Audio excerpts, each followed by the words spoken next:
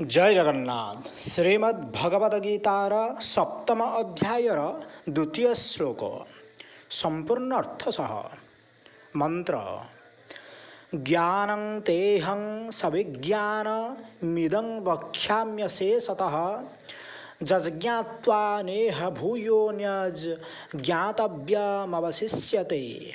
अर्थात भगवान कहते मु तुमको विज्ञान सहित यही तत्वज्ञान संपूर्ण भाव में कहीदेवी।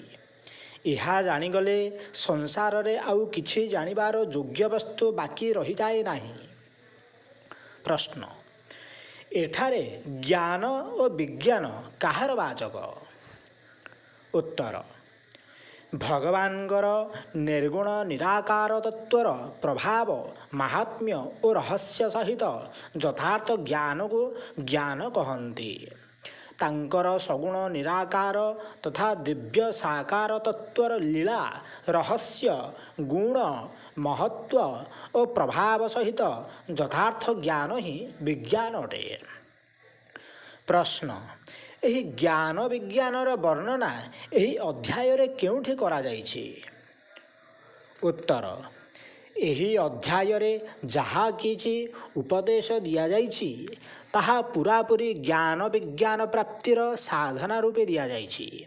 एणु 13 अध्यायर सप्तम श्लोक ठारू 11 श्लोक जाए ज्ञानर साधन मानू जेपरि ज्ञान बोली कहुଯାଇଛି यही समस्त अध्यायटी ज्ञान विज्ञान संपर्क उपदेश पूर्ण होइथिबारु यही अध्यायटी को सेहिपरि ज्ञान विज्ञान रूप बोली बुझिबा उचित।